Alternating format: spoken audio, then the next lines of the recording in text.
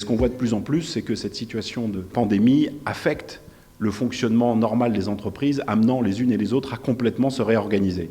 Et ces réorganisations-là se font à travers différentes mesures. La première, la plus évidente, pour celles qui peuvent continuer à travailler, c'est le télétravail. Alors le télétravail, c'est un concept qu'on découvre un peu maintenant, mais qui n'a aucune base juridique, aucun fondement légal. Le Code du travail marocain, qui date de 2004, n'a pas pensé à cette hypothèse et n'a pas pris la peine de prévoir le télétravail. Le télétravail doit, selon moi, ne pas être confondu avec l'article 8 du Code du travail qui parle de travail à domicile et qui est un cadre, il me semble, tout à fait différent. Donc le télétravail, comme mesure ou comme réponse à cette situation, me paraît être tout à fait acceptable et a priori, quand bien même ce n'est pas réglementé, dès lors que les conditions sont assurées et qu'on a par exemple mis en place un avenant à l'assurance accident du travail pour s'assurer que les salariés soient couverts, qu'on met à leur disposition les outils nécessaires pour pouvoir travailler, notamment un ordinateur portable, il me semble que le salarié ne peut pas s'opposer à cette mesure qui est proportionnée et tient compte de la situation et du contexte exceptionnel que nous vivons.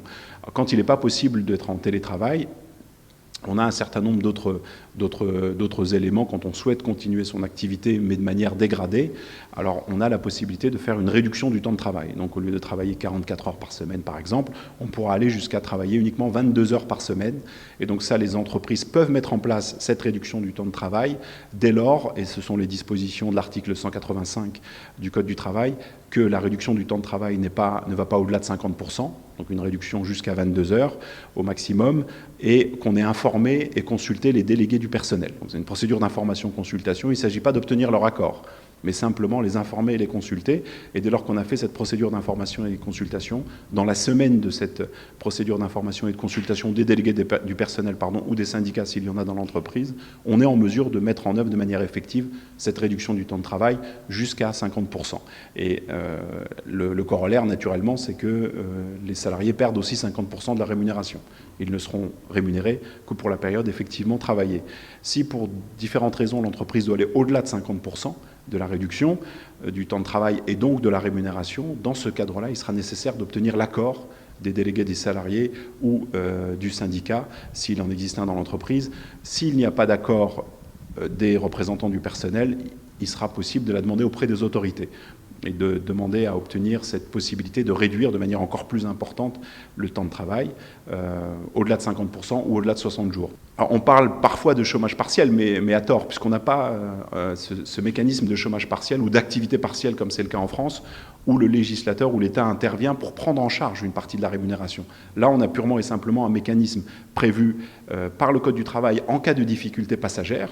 Donc ça peut s'appliquer dans différentes situations, avec une réduction du temps de travail et donc une réduction de la rémunération. Mais il n'y a aucun concours, aucun appui spécifique de l'État. Ce n'est pas le chômage partiel ou l'activité partielle telle qu'on la connaît par exemple en droit français et qui fait l'objet de beaucoup de débats à l'heure actuelle en France. On est un peu dans une situation différente, c'est purement et simplement une réduction du temps de travail et donc une réduction de la rémunération parce que les besoins sont moindres du fait de ces différentes mesures de lutte contre la propagation du Covid-19. Et quelle serait la différence avec le chômage technique?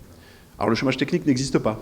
On n'a pas, c'est un concept qui n'est pas prévu. Le chômage technique, tel qu'il peut être mis en œuvre dans certaines législations, c'est justement, faute de travail, réduire l'activité et en bénéficiant d'une aide de l'État. Comme ces aides n'existent pas spécifiquement, alors on verra tout à l'heure ce qui a été mis en place au Maroc par la CNSS, mais techniquement on n'est pas dans... parler de chômage technique ou chômage partiel est tout à fait impropre.